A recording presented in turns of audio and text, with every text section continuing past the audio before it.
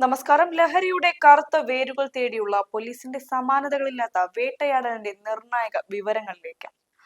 കേരളത്തിൽ വരും ദിവസങ്ങളിൽ നടക്കാനിരുന്ന വൻകിട പാർട്ടികളെല്ലാം അടിയന്തരമായി റദ്ദാക്കി സംഘാടകർ കൂട്ടത്തോടെ ഒളിവിൽ പോയിരിക്കുകയാണ്. പോലീസിന്റെ സ്പെഷ്യൽ വിംഗ് പ്രഖ്യാപിച്ച ഓപ്പറേഷൻ തൂഫാൻ എന്ന അദൃശ്യ കൊടുങ്കാറ്റ് സൈബർ ഇടങ്ങളിലേക്ക് ആഞ്ഞടിച്ചതോടെയാണ് ലഹരി മാഫിയയുടെ അടിത്തറ ഇളകിയത്. സാധാരണയായി പാർട്ടികൾ നടത്തുന്ന ഹോട്ടലുകളിലും ക്ലബ്ബുകളിലും പോലീസ് റെയ്ഡ് നടത്തുകയാണ് പതിവെങ്കിൽ ഇത്തവണ കളി മാറിയിരിക്കുകയാണ്. ഇൻസ്റ്റഗ്രാം, ത്രെഡ്സ്, ടെലിഗ്രാം തുടങ്ങിയ ജനപ്രിയ സോഷ്യൽ മീഡിയ പ്ലാറ്റ്ഫോമുകൾ വഴി അതീവ രഹസ്യമായി ടിക്കറ്റുകൾ വിറ്റ് പാർട്ടികൾ സംഘടിപ്പിക്കുന്ന സംഘാടകരെയാണ് പോലീസ് ലക്ഷ്യമിട്ടത്. സംഘാടകരുടെ സുരക്ഷിതമെന്ന് കരുതിയ രഹസ്യ സോഷ്യൽ മീഡിയ പ്രൊഫൈലുകളിലേക്ക് പോലീസ് ഇന്റലിജൻസ് വിഭാഗം അപ്രതീക്ഷിതമായി കടന്നുകയറുകയായിരുന്നു.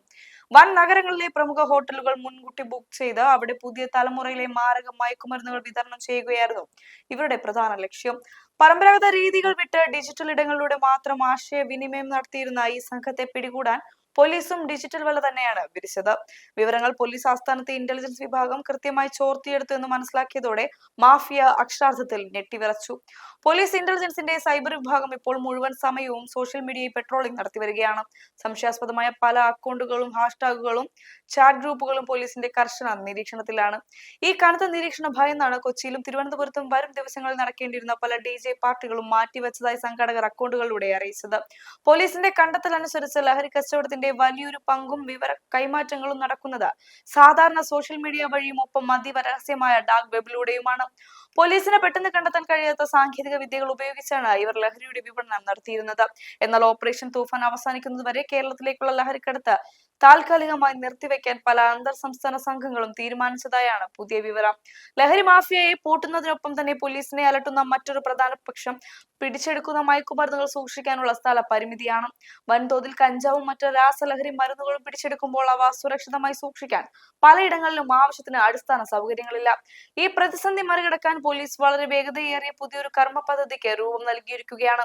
NDPS കേസുകളിലെ തൊണ്ടിമുതലുകൾ കാലതാമസമില്ലാതെ നശിപ്പിക്കാൻ അധികാരപ്പെട്ട പ്രത്യേക സമിതികൾ സംയുക്തമായി യോഗം ചേർന്ന് ഇതിനായുള്ള തീരുമാനമെടുത്തു കഴിഞ്ഞു. പിടിച്ചെടുക്കുന്ന ലഹരി വസ്തുക്കൾ കോടതി മുൻപാകെ ഹാജരാക്കിയ ശേഷം ദീർഘകാലം കെട്ടിക്കിടക്കാൻ അനുവദിക്കില്ല. ശാസ്ത്രീയമായ പരിശോധനകൾ എത്രയും വേഗം പൂർത്തിയാക്കി ഇവ വലിയ തോതിൽ കത്തിച്ചു നശിപ്പിക്കാനാണ് പോലീസിന്റെ നീക്കം. ശാസ്ത്രീയ പരിശോധന കഴിഞ്ഞ ലഹരി ഉൽപ്പന്നങ്ങൾ വേഗത്തിൽ നശിപ്പിക്കുന്നതോടെ കേസ് അട്ടിമറിക്കപ്പെടാനുള്ള സാധ്യതകളും ഇല്ലാതാവുകയാണ്. ഓപ്പറേഷൻ തൂഫാൻ ശക്തമായി തുടരുന്ന സാഹചര്യത്തിൽ വരും ദിവസങ്ങളിൽ കൂടുതൽ അറസ്റ്റുകൾ ഉണ്ടാകുമെന്നാണ് സൂചന. ലഹരി ശൃംഖലയിലെ വമ്പൻ സ്രാവുകളെ മാത്രമല്ല ഇവർക്ക് സാമ്പത്തിക സഹായം നൽകുന്ന ഇടനിലക്കാരെയും പോലീസ് നിരീക്ഷിക്കുന്നുണ്ട്. സൈബർ ലോകത്തെ ലഹരി ഇടപാടുകൾക്ക് തടയിടാൻ കേന്ദ്ര ഏജൻസികളുടെ സഹായവും കേരള പോലീസ് തേടിയേക്കുമെന്നാണ് അറിയുന്നത്. ഡാർക്ക് വെബ് വഴിയുള്ള സാമ്പത്തിക ഇടപാടുകളും ക്രിപ്റ്റോ കറൻസി ഉപയോഗവും അന്വേഷണ പരിധിയിൽ വരുന്നുണ്ട്. പോലീസിന്റെ ഈ അപ്രതീക്ഷിത സൈബർ ആക്രമണത്തിൽ അടുത്തതായി വീഴാൻ പോകുന്നത് ആരുടെയൊക്കെ തലകളാണെന്ന് വരും ദിവസങ്ങളിൽ വ്യക്തമാകും. ഒരു കാര്യം ഉറപ്പാണ്, സോഷ്യൽ മീഡിയയുടെ മറവിലിരുന്ന യുവാക്കളെ ലഹരിയുടെ ആഘാത ഗർത്തത്തിലേക്ക് തള്ളിവിട്ടിരുന്ന ഒരു സംഘവും ഇനി രക്ഷപ്പെടാൻ പോകുന്നില്ല. ഈ ഓപ്പറേഷന്റെ ഓരോ ചലനങ്ങളും കൃത്യമായ തെളിവുകളോടെ ഞങ്ങൾ നിങ്ങളുടെ മുന്നിൽ എത്തിക്കുന്നതായിരിക്കും. കൂടുതൽ അന്വേഷണ വാർത്തകളുമായി നമുക്ക് വീണ്ടും കാണാം. അതുവരെ കാത്തിരിക്കുക.